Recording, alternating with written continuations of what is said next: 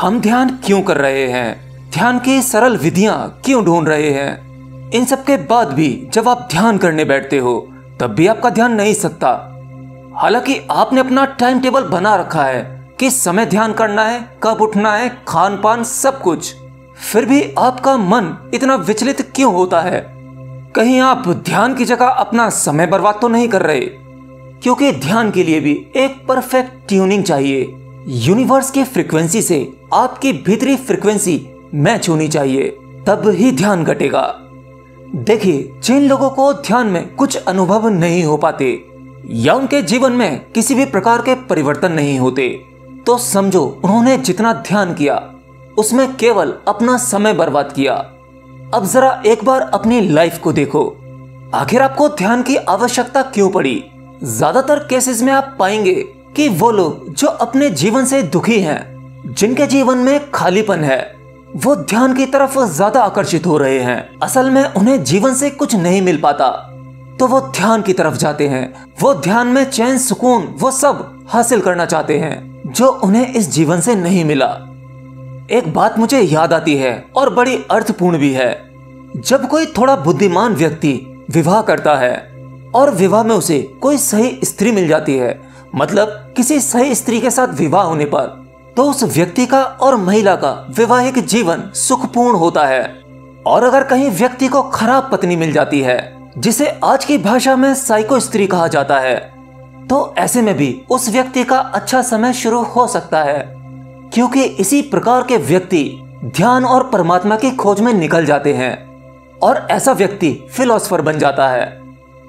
अब जरा अपने जीवन में देखो, अगर कोई स्टूडेंट ध्यान कर रहा है तो वो ज्यादा अंक प्राप्त करने के लिए ध्यान कर रहा है, बुद्धिमान होने के लिए ध्यान कर रहा है। कुछ लोगों को जीवन में सफलता नहीं मिल रही, वो बार बार फेलियर फेस कर रहा है, वो भी ध्यान की तरफ भागे जा रहा है। जो व्यक्ति गृहस्थ जीवन में दुखी हैं, पति पत्नी से और पत्नी पति से, दोनों को पारिवारिक सुख नहीं मिल पा रहा है, भीतर से खोखलापन, अकेलापन है, इस खालीपन की पूर्ति वो ध्यान से करना चाहते हैं, क्योंकि लोग समझते हैं कि ध्यान में हर एक समस्या का समाधान है। लेकिन ऐसा कुछ नहीं है। ध्यान तो केवल आपको हवा के बहाव के साथ बहना सिखाता है। बस आप विरोध करना बंद कर देते हैं और आपके लिए सब कुछ आसान होने लगता है। कहीं आप भी तो अपने जीवन से परेशान होकर जो सुख आपको परिवार, इस समाज में नहीं मिल पा रहा है, उस सुख को ढूंढने के लिए तो ध्यान नहीं कर रहे। अगर हाँ, तो आप एक गलत दिशा में जा रहे हो, क्योंकि आपने सुना होगा, दुख में सिमरन सब करें, सुख में करे न कोई, जो सुख में सिमरन करे तो दुख काहे को होए। हाँ, कबीर जी सही कहते हैं। हम इंसानों को उस परमात्मा की याद तभी आती है जब हम दुखी होते हैं। सुख में तो हम परमात्मा को याद नहीं करते। कौन सा परमात्मा, कैसा ईश्वर, कहाँ है ईश्वर? लेकिन जैसे ही आपके जीवन में दुख आना शुरू होते हैं, तब आप उस परमात्मा को खोजने लगते हो, तभी उसकी याद आती है। क्यों, है ना? आप ऐसा करते हो तो ये बिल्कुल गलत है। आपको परमात्मा नहीं मिलेगा। सिमरन, उस ईश्वर का सिमरन या ध्यान एक ही बात है। ये जब घटता है जब आपकी भीतरी अवस्था इस प्रकृति के साथ एक सकारात्मक तालमेल बनाती है, और वो आपके हाथ में नहीं, ये आप नहीं कर सकते, ये तो आपके भीतर प्राकृतिक रूप से होता है। यानी जब आप सुखी होते हो, आप खुश होते हो, तब आपकी भीतरी अवस्था या कहें आपकी उस परमात्मा से दूरी कम हो जाती है। आपके भीतर कुछ प्रफुल्लित होता है, आप खुश होते हो, तो परमात्मा आपके बहुत ही करीब होता है। आपके मन, भीतरी अवस्था, वो फ्रीक्वेंसी सीधी उससे कनेक्ट होती है। अब आपको ध्यान करना है, अब आपको सिमरन करना है। यह बिल्कुल उचित समय होता है। इस समय को कभी भी बर्बाद ना होने दें। ऐसे में ध्यान करोगे तो ध्यान लगा ही हुआ है। खुशी ही परमात्मा है, प्रेम ही परमात्मा है। आप जब दुखी होते हो तो आप भीतर से विक्षिप्त हो जाते हो। आपके चारों तरफ नेगेटिव एनर्जी होती है, आप भीतर से भी वही एनर्जी निकाल रहे होते हो। ऐसे में तो परमात्मा बहुत दूर निकल जाता है। ऐसे में आप कितना भी प्रयास कर लो, कितनी भी पूजा अर्चना ध्यान कर लो, आपको कुछ हासिल नहीं होगा। केवल आप अपना समय बर्बाद करेंगे। और खुशी के उस समय के लिए आपको किसी भी प्रकार के टाइम टेबल की आवश्यकता नहीं। जब आप भीतर से खुश हो तभी ध्यान कर लो। रात हो, दिन हो, दोपहर हो, कभी भी आपका ध्यान सबसे अच्छा लगेगा।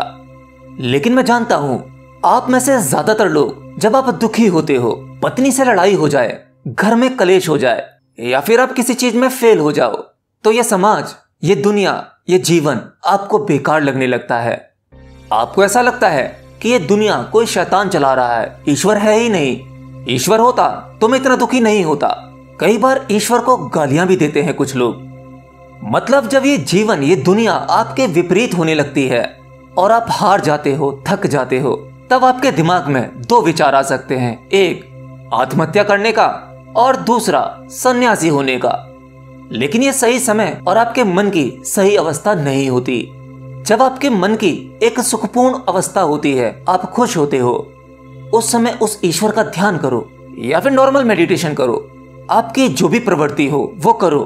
तब देखना दुख आपको कभी छू ही नहीं पाएगा, क्योंकि ध्यान आपको ऐसा कर देगा कि जैसे ही दुख आपको पकड़ने आएगा वो आपको छूकर निकल जाएगा, आपको जकड़ नहीं पाएगा, आपको कंट्रोल नहीं कर पाएगा, आपसे हार कर टूट कर चला जाएगा।